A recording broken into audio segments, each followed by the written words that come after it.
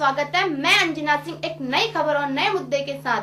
भाजपा की गलत नीतियों और बढ़ती महंगाई के खिलाफ गुरुग्राम में हरियाणा प्रदेश कांग्रेस कमेटी के प्रभारी विवेक बंसल ने कहा कि ये उस भाजपा सरकार की कारगुजारियां हैं जिसने 2014 में सत्ता में आने से पहले नारा दिया था कि न्यूनतम सरकार कुशल शासन, लेकिन यह वास्तविकता देश की जनता को धरातल पर दिखाई नहीं दी।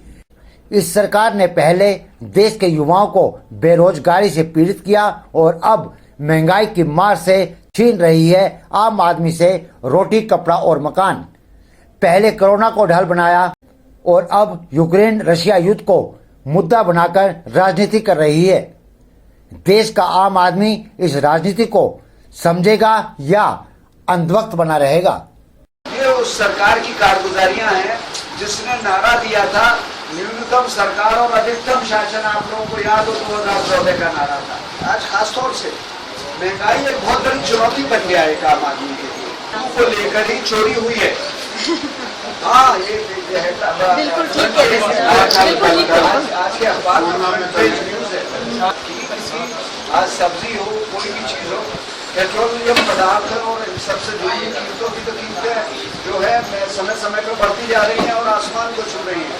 और ये 10 बार जो है पेट्रोलियम पदार्थों की कीमतें, खासतौर से पेट्रोल की 10वीं बार बढ़ी है 2 अप्रैल को और रुकने का नाम नहीं ले रही है।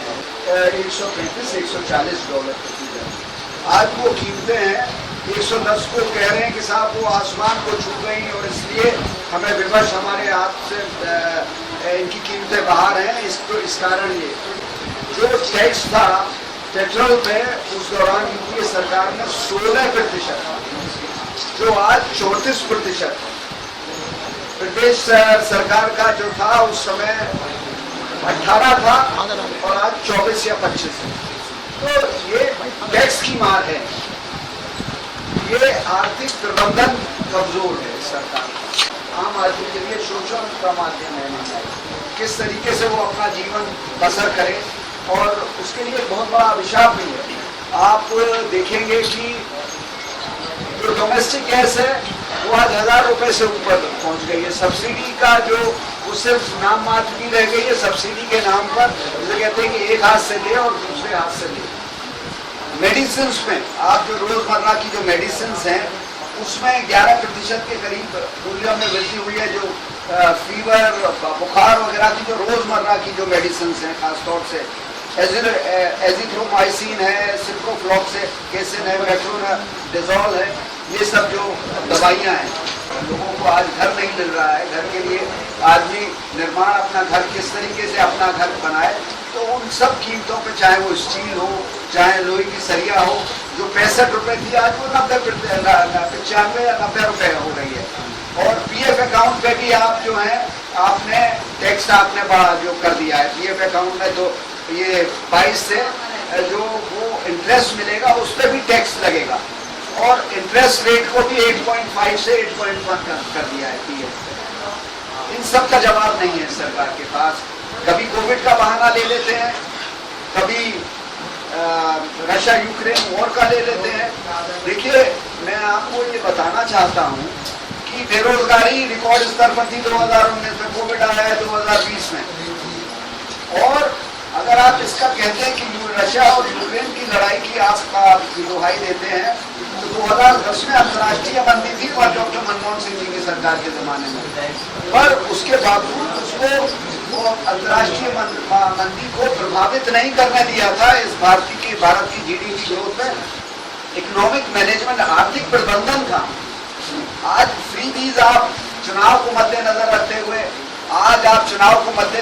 हुए, इस देश की जो एक जो खूबसूरती है, एकता में अनेकता, उसको आप छीन कर रहे हैं। और जो मूलभूत समस्या है महंगाई, उसकी तरफ आपका ध्यान बिल्कुल नहीं है। आप किस तरीके से आम आदमी जीवन अपना व्यतीत कर रहा है ये वही जानता है। पंजाब में कांग्रेस का हाल था वही हाल हरियाणा में बना हुआ है। शैलजा और भूपेंद्र सिंह हुड्डा को लेकर क्या कहते हैं? देखिए, उस सबको सुलझाने का आपकी बात से मैं सहमत हूँ। उसको हम लोग सुलझा रहे हैं और बहुत जल्दी हम लोग किसी न किसी सार्थक निष्कर्ष पर पहुंचेंगे।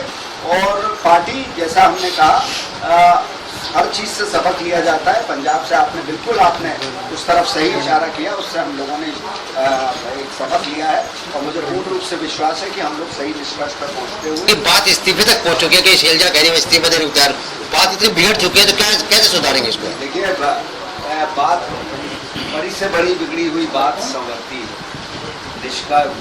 विमर्श से, विचारों से, खुले मन से और हमारा और हम तीनों को अपनाएंगे और मुझे पूर्ण रूप से विश्वास है कि हम जो हमें करना चाहिए या जो जनता की अपेक्षा है या जो कांग्रेस वालों की अपेक्षा है, देव जी किस तरीके से रंग बदल रहे हैं क्रिकेट की तरह, है ना। पहले क्या उनकी शब्दावली थी, पहले महंगाई थी, आज महंगाई कहते हैं कि महंगाई देश के लिए कोई मायने नहीं रखती, क्योंकि वो तो उनकी कंपनी आज दिन दूनी मुनाफा कमा रही है तो उन्हें कोई फर्क नहीं, और उन्हें पड़ेगा भी नहीं। उन्हें क्यों पड़ेगा भाई, वो अपने प्राइवेट जेट से चलते हैं तो उन्हें क्या फर्क पड़ेगा? फर्क तो पड़ेगा, आपको पड़ेगा, हमें पड़ेगा, आम आदमी को पड़ेगा ना। हम इतना जरूर आपको आश्वासन देते हैं कि कांग्रेस की सरकार आएगी तो उनका जो प्रदेश सरकार का टैक्स का हिस्सा है उसको जरूर कम। जिला स्तर पर कांग्रेस कमेटी कब तक बनाएगी अपनी? देखिए लटका हुआ मामला मैंने मेरे प्रस्ताव पहुंचे हुए हैं, जैसे ही हाईकमान उससे सहमत होगा। और शिक्षा और स्वास्थ्य का मॉडल हम लोग लागू करेंगे। हमारा जो छत्तीसगढ़ का जो मॉडल है वो इनसे कहीं बेहतर है और ये हम आपको साबित करके दिखाएंगे। हमारे हस्तक्षेप को सब्सक्राइब करना ना भूले। हम फिर मिलेंगे एक नई खबर और नए मुद्दे के साथ, तब तक के लिए नमस्कार।